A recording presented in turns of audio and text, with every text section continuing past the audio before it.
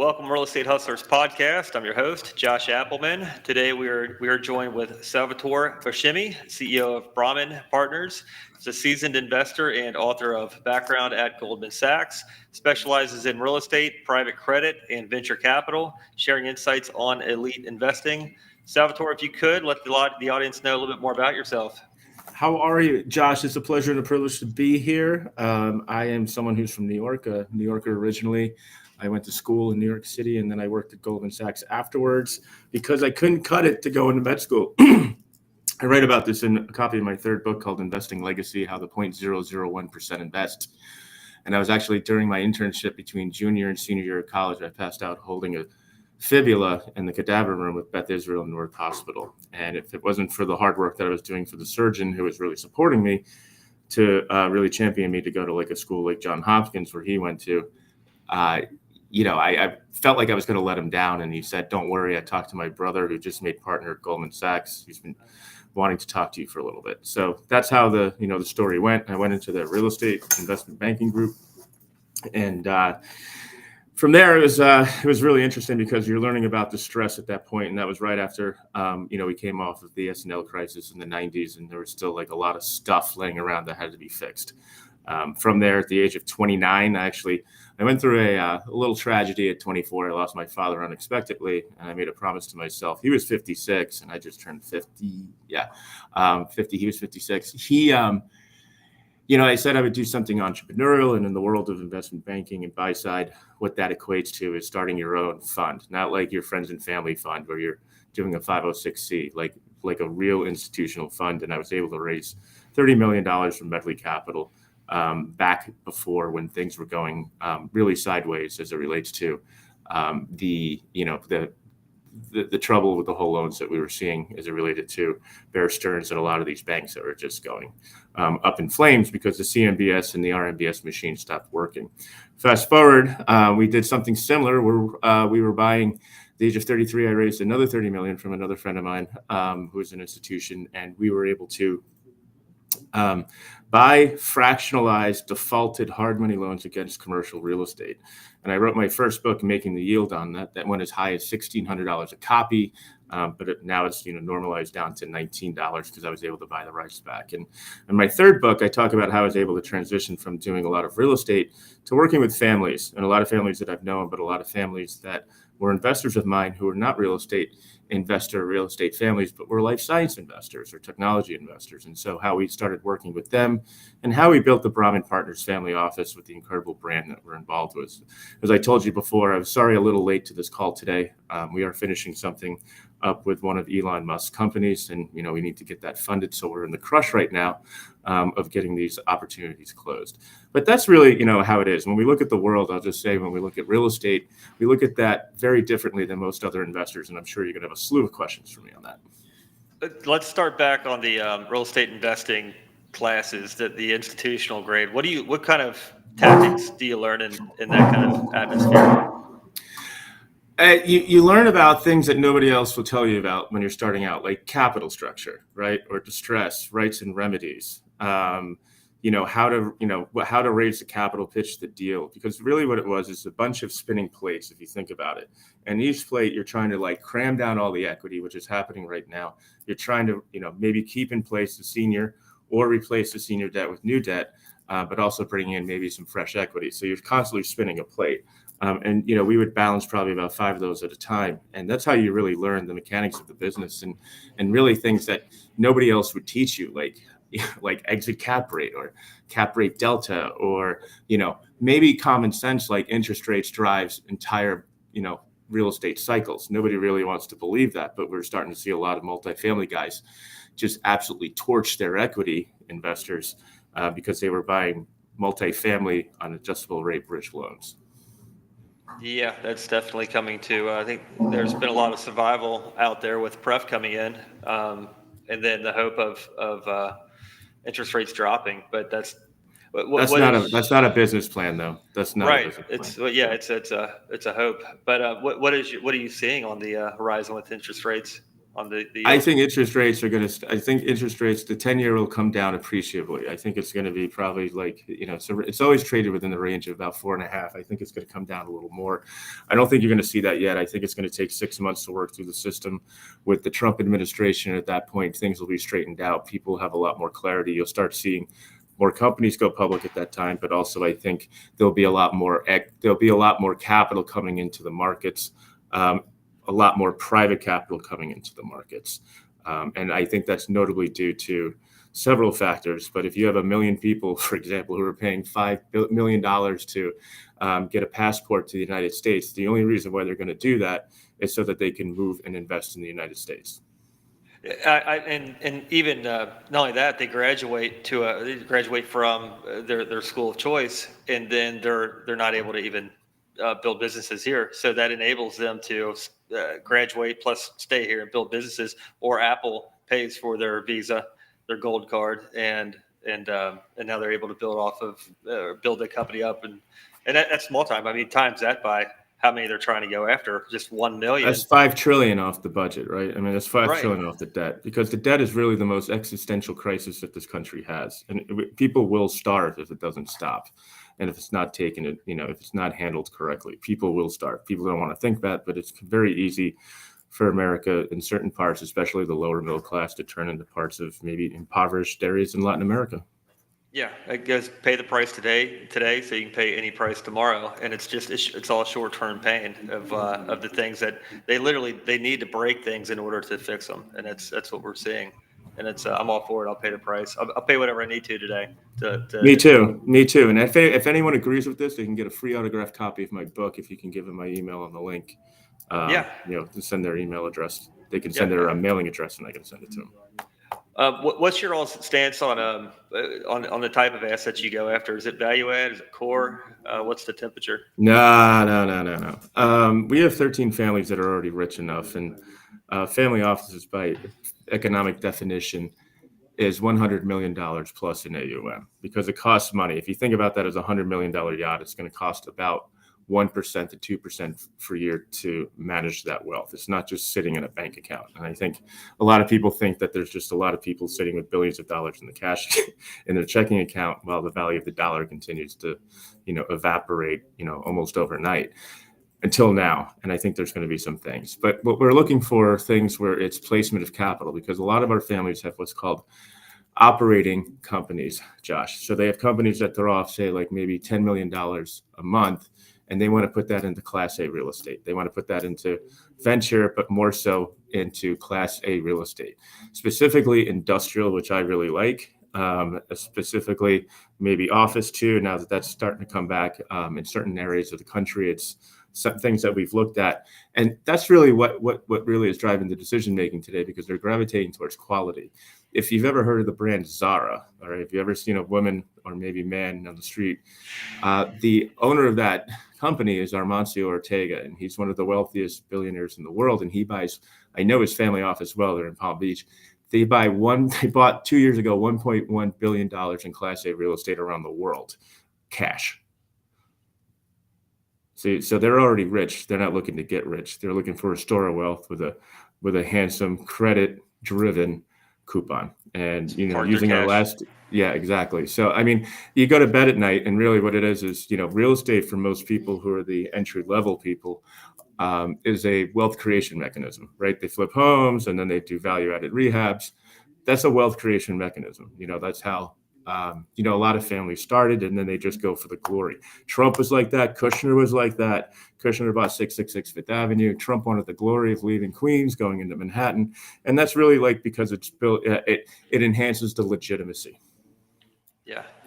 So Brahmin Partners, you all underwrite the deals. You make sure that they're viable in order for family offices to even be. Yeah, we do a lot more than that.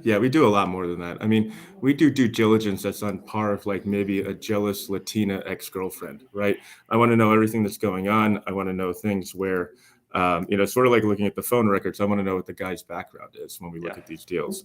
I want to know that the sponsor, everybody's got issues and stuff like that. But, I don't want to work with a GP who's been like a plaintiff against mortgage banks and bridge lenders before, right? I don't want, something like that. And that's really what we're looking at when we put these opportunities together, is that it's not just us, but we socialize it with some of the smartest people I know, because I'm going to be soliciting them anyway.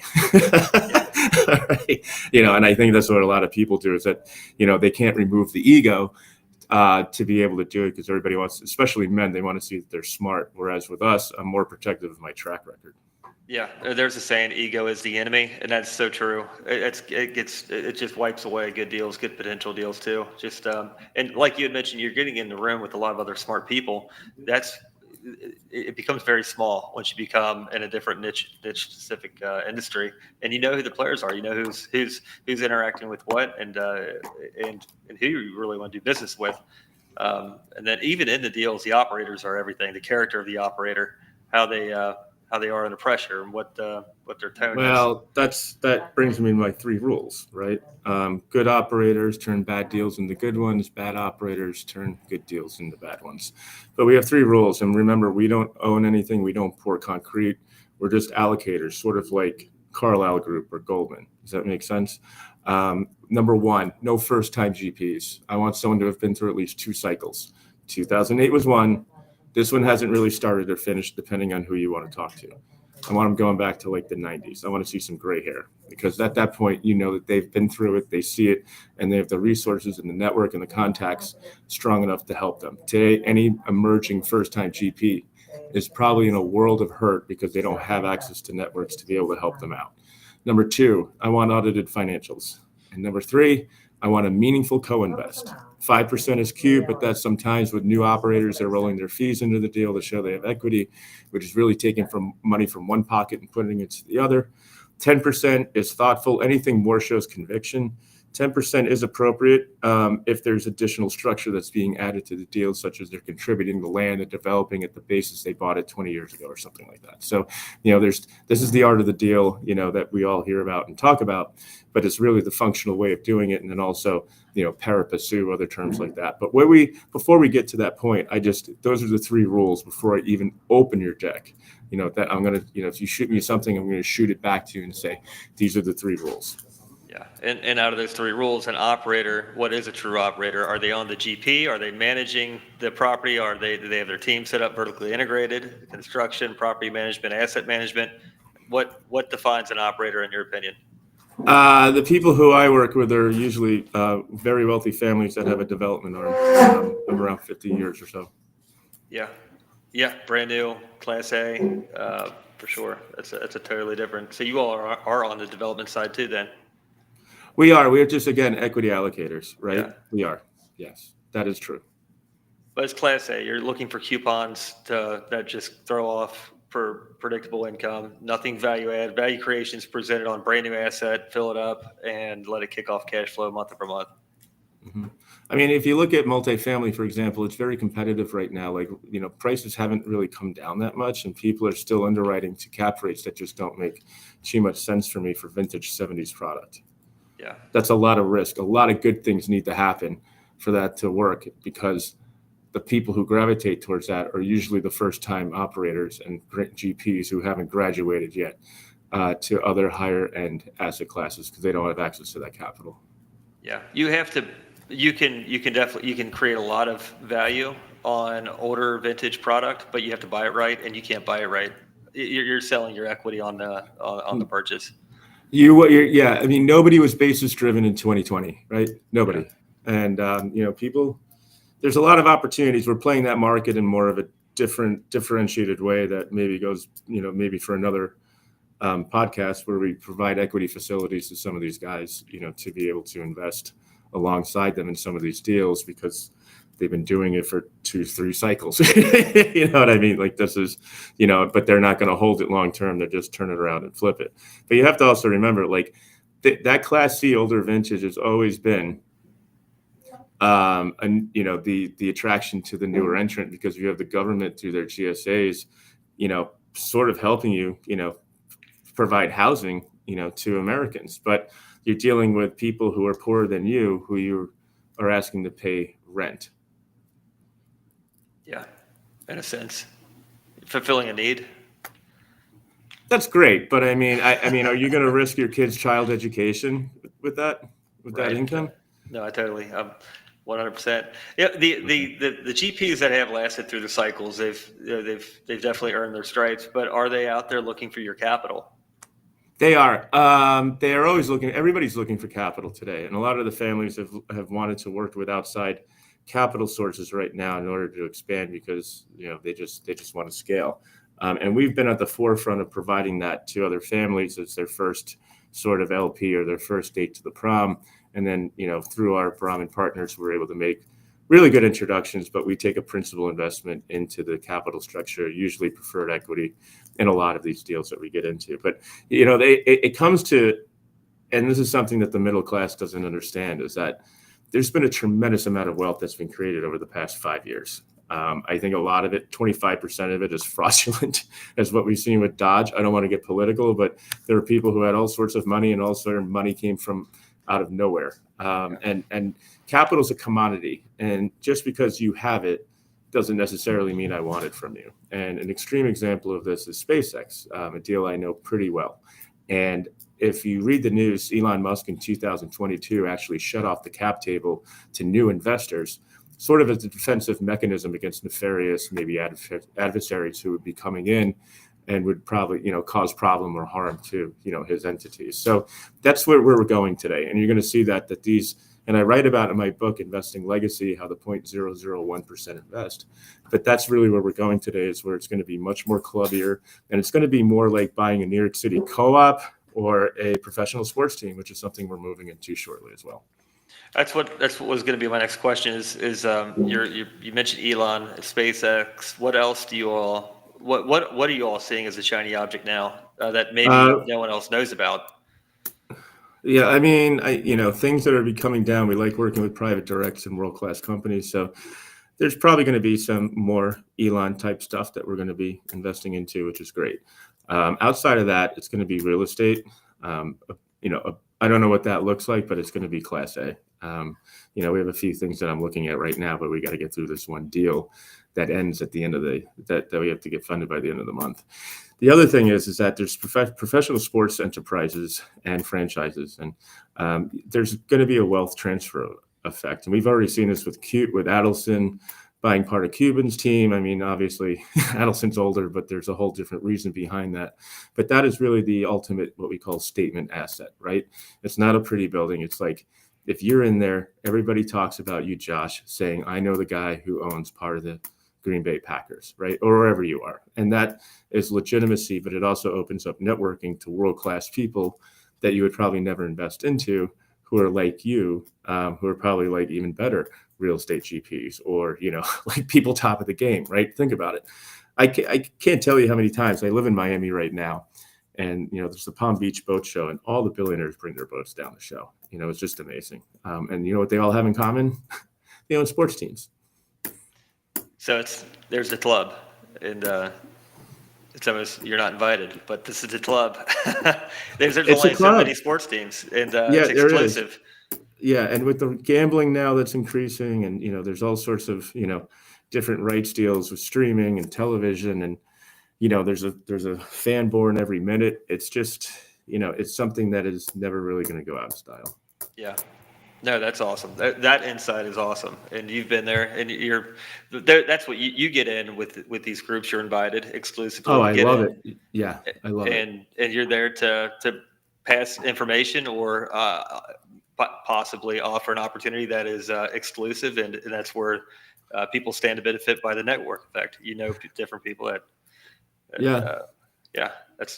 It's incredible. Tell us about some cool experiences that you have had. We had an exit last year. We participated alongside the Shimano family. If you're a fisherman or a biker, they make the components, the small components on these bicycles. Josh, do you know that or not? Did you? I do not. You never heard of Shimano?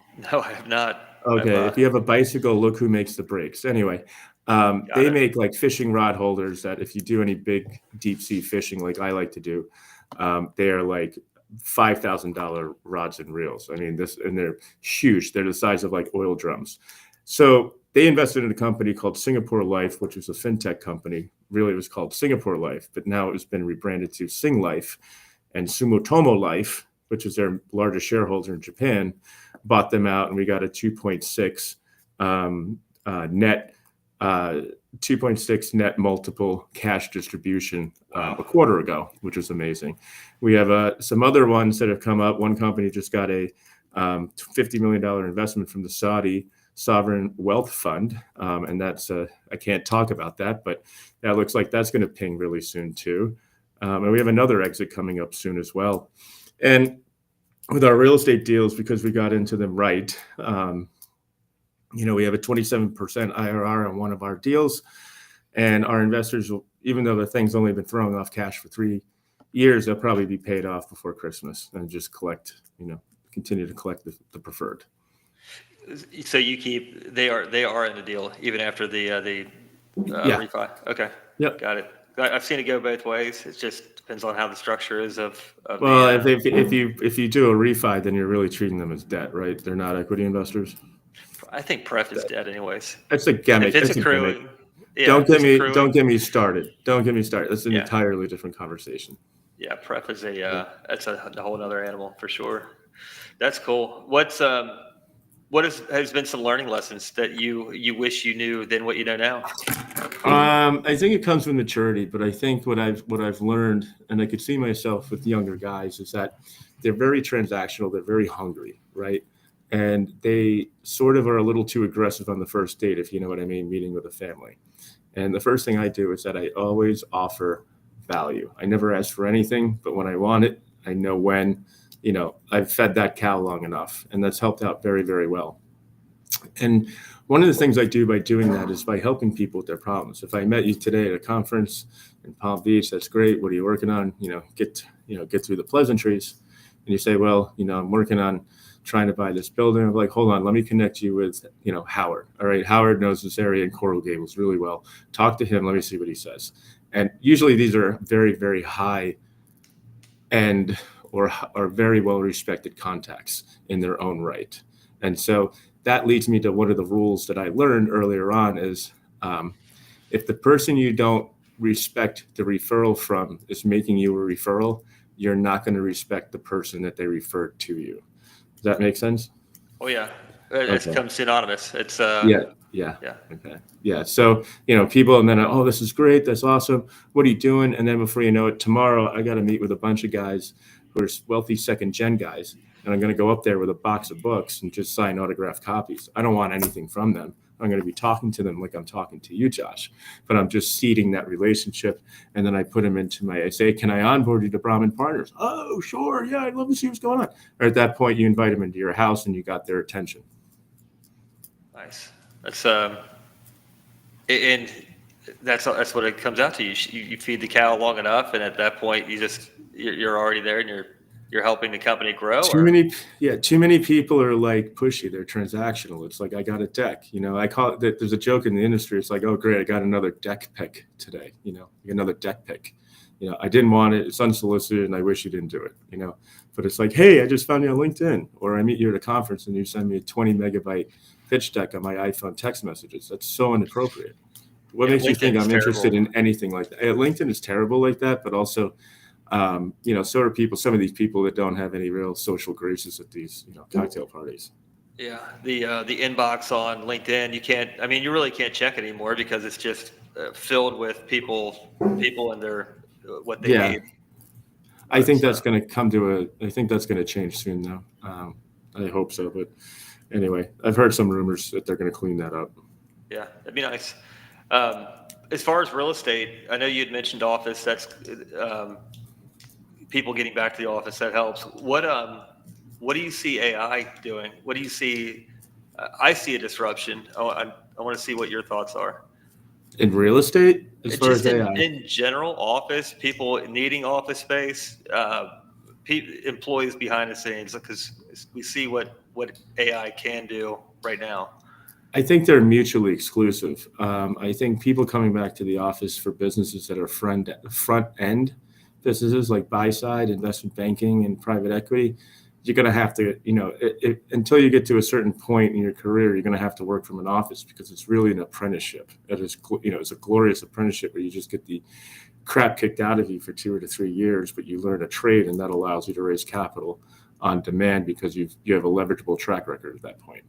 But as far as AI, I think, there's going to be an erosion and attrition of law firms, accounting firms, and, probably maybe consulting firms too. And I just think that, you're going to get much more if you have 1-star employee that you can pay a chunk of money for, who can do the work of 10 other employees. That's exactly what these guys are going to look for across all the service providers. I think accounting, law, consulting, that's where I see it. But if it's can't be office, it's going to turn into residential. And I think, to get on a, very far ahead of ourselves, I think at some point, I'm from New York. I lived in Manhattan for many years, up and down the Upper East Side. I think if you look at Manhattan, for example, if they can't come to the office, then you convert it to condos and have overseas investors buy it. So it'll be Millionaire's Island. And I think much of America is going to be like that too, where it's just going to be an ultimate place for recreation and a store of wealth.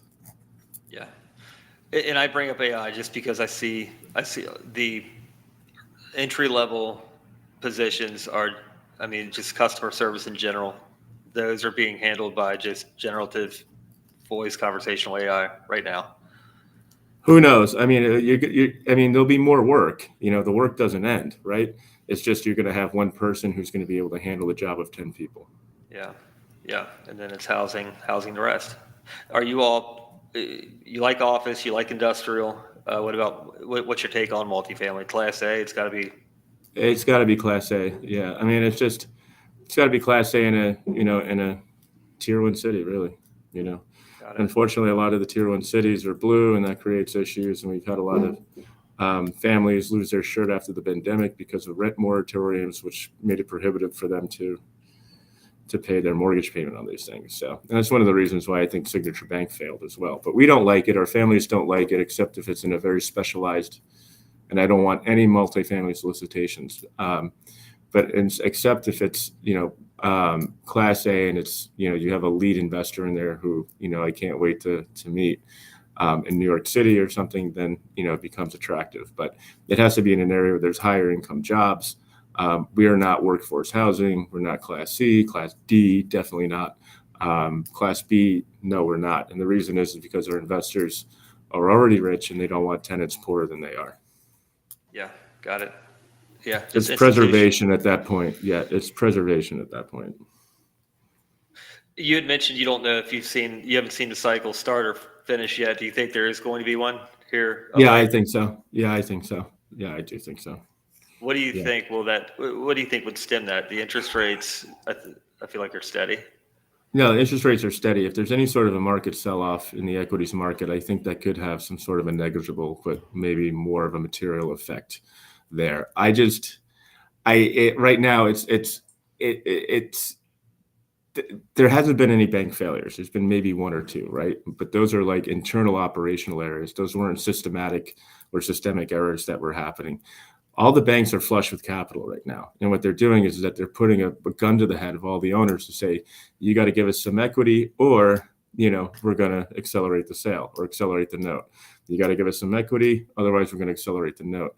Banks are flush. There's no issue here. It's just that I think there's going to be a lot of supply hitting the market for multifamily with weak, inexperienced sponsors who are doing this the first time and lost it.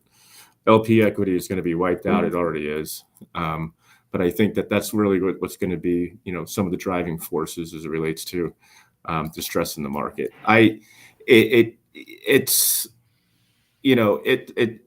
the same as it ever was, right?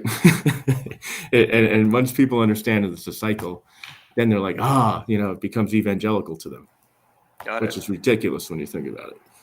Yeah, no, it's I know we've got a administration they're very, very business focused on creating things, creating jobs, opportunities, making sure that the market is going to be pumping. So it's going to be an interesting 4 years. It's going to be good 4 years, I feel like.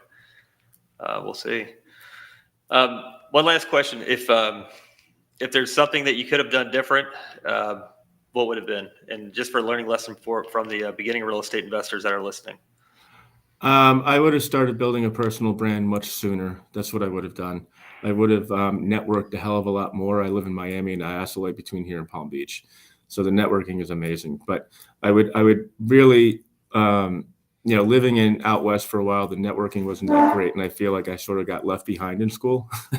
Even though we got deals done and stuff like that. But right now, we've been able to be very successful with many investors, and the reason is because I'm in close proximity to them. So if you have free agency and you can move to a town where there's a lot more action and a lot more finance, a major tier 1 city, I would say definitely do that. Go where the money's at. Go where the money's at. Yes. Interesting. Good advice. And a personal brand, that's your legacy. Yep. Cool. If somebody can email you to get your copy of your book, what email address can they use? I'm going to give you an email address. It is sal@investinglegacy.com. sal@investinglegacy.com. Put your mailing address there, and we will, ship you out a copy of a book, maybe a hat too that says Brahmin Partners on it. Cool. Sal, definitely appreciate you coming on the show. Look forward to following you, and we'll talk soon. Thank you. Same, Josh. Thank you kindly. Yes, sir.